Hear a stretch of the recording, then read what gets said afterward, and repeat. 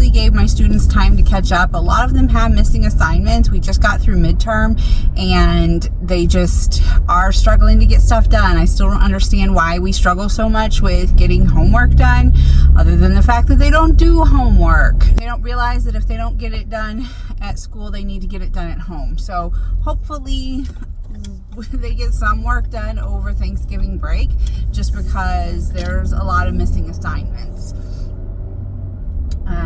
But again, I tried to give them some time.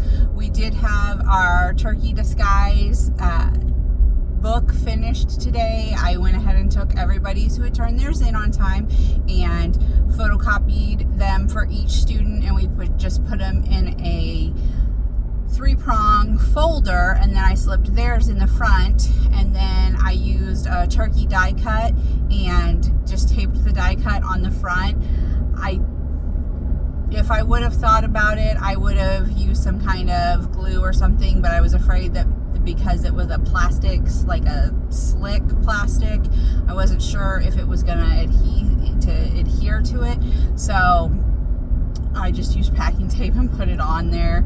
It's not pretty, but it'll work. So the kids liked being able to read each other's, and I got to let them have some time because we were doing just catch-up work.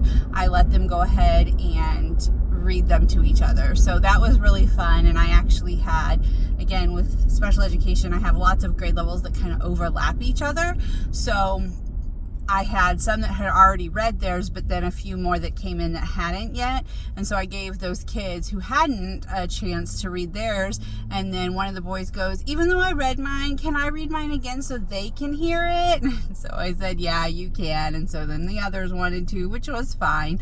I like to give them that opportunity to read their work, because again, now we're giving purpose to our work. It's not just an assignment that the teacher gave me. I get to read it to my friends. So it was pretty good. It was fun to see them read their stuff. And of course, some of them learned that when I tell them repeatedly, you've got to make sure that you're writing it correctly, they understand now where they're missing words in their final draft and where maybe their sentences don't make sense. And because we correct them with them, but when they make their final draft, that's their final draft. So I'm not going to go through and make them recorrect their final draft, just because they should have already known what they should do. So, but it was a great day, and I actually had about 3 students out today. 2 of them were sick, and one of them went home early yesterday and then just wasn't there today. I'm trying to think of my new writing project. Again, we had one that lasted all of October and now one that lasted all of November. Of course, December will be shorter because of Christmas break. So I'm trying to think of something to do that might be fun for the kids to actually complete and be able to get done in that amount of time. Really, these assignments really shouldn't be taking us a month to do, but for some kids it is. So I don't know what else to do. I don't like sending it home as homework, just because, again, these are my special education students, and so I like to keep all the work in-house, just because that way I know they're getting the help for it. A lot of times parents don't have the time to do it, and a lot of times they're working on the work from other classes. Now, of course, they should have assignments that are modified and things like that, but still, they're still working on some of those things, and most of our kids do reading outside of class. So I don't want them to get bogged down, and also 9 times out of 10, if I send something home, it never comes back. So I don't want them to be taking it back and forth, because it usually goes home and never comes back. In fact, one of the kids who didn't have his done has had it home for since last Thursday.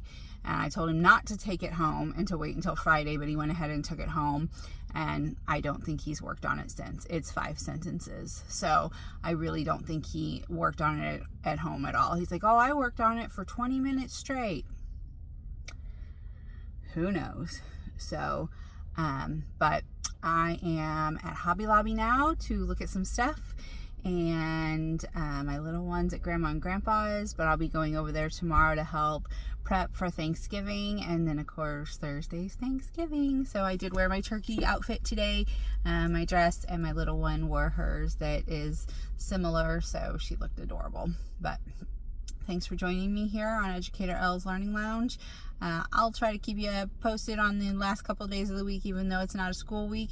But if I don't, then hey, I was out having fun with my family, and thanks for joining me this week. Make sure to like, comment, subscribe, share, everything. Thank you. Good morning. Happy Thanksgiving. I hope everyone is doing well. I hope you are having fun with family and friends. I am making my water for this morning, and then I am headed over to my parents, and my brother and sister-in-law will be there, of course my little one, and then my parents, and then maybe later on tonight some other friends and family will join us, so we shall see.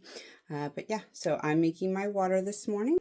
I'm going to do a green apple Jolly Rancher and the Cherry Nerds. This is one of my favorite combos. I do this one a lot.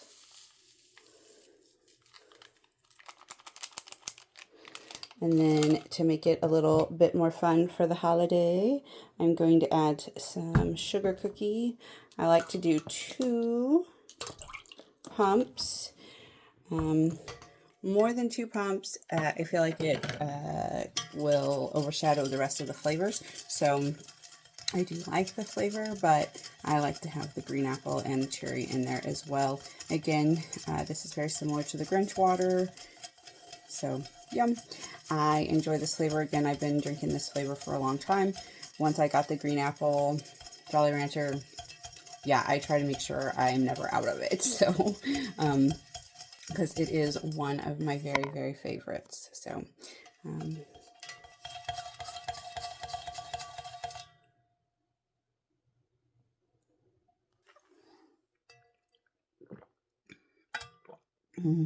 yum.